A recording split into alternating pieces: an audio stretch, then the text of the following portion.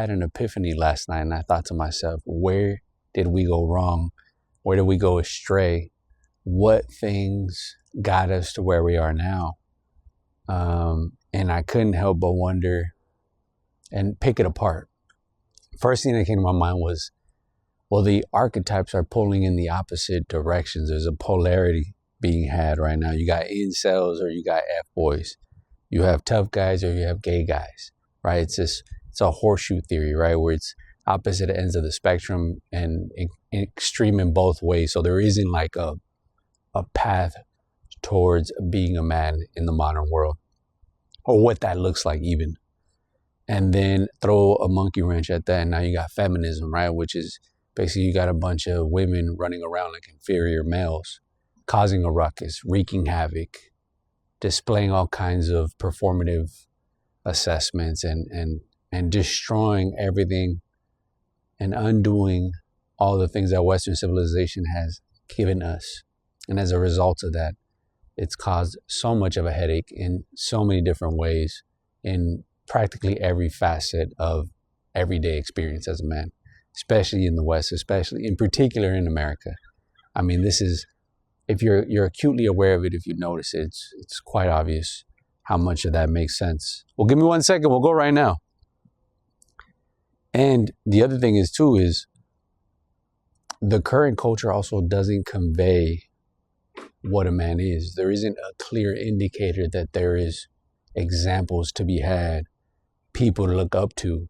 There really isn't. And if I do find any, very rarely in between, it's not much. It's not much. You have to look at the past. You have to dig into the catacombs, into the archives of the people before us. The other thing is fatherlessness, right? There is a huge problem related to fatherlessness, right? Because if I'm a young guy growing up, I have nobody to look up to. I have no fallback. I have no comparison, good or bad, to look to for examples of how I should conduct myself, how I should behave. And that could definitely take a toll on a man, because then you end up just being reared by a woman, and that has its own set of problems.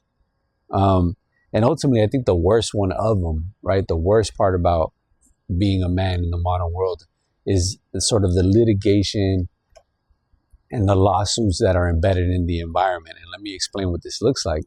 Anywhere you go, there are guardrails, there are warning signs, there is labels that tell you what you can and cannot do.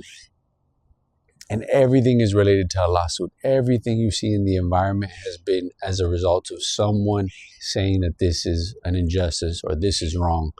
And eventually what you have is you have every single thing in the modern world completely labeled and cross-referenced and thought through the prism of, can this be a lawsuit? And so what you end up having is no sense of adventure, no ability to do anything that isn't prescribed by said location.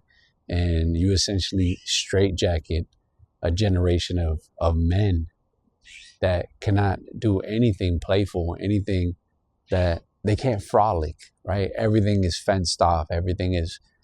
It's told what you can and cannot do. And that, I think, has been the worst part of this entire sort of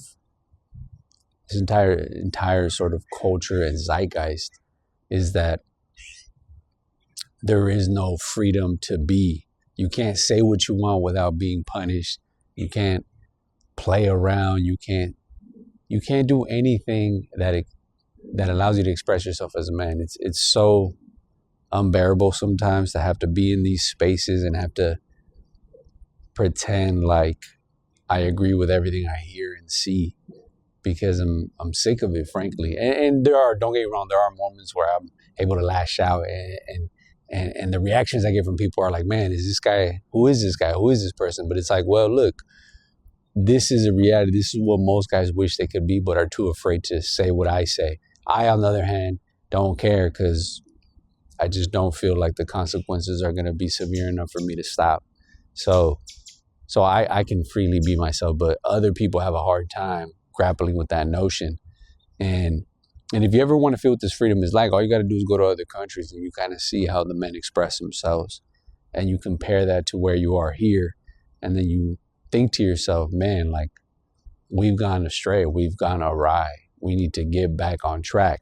And we used to think, oh, well, the boomers are the ones that messed us up, and Gen Z is going to bring us back, right? It's going to bring back strong men. And I don't really see that. I work with a lot of young guys, and I don't really see that. Very few have what it takes to really make that difference. I think most of them have kind of just accepted their fate and have not grappled with the reality that they're being spiritually lobotomized, chemically castrated. And so I just don't know if there's a way out of here. But anyhow, these are the predicaments. I've laid them out for you. I hope this helps, and I'll see you in the next one.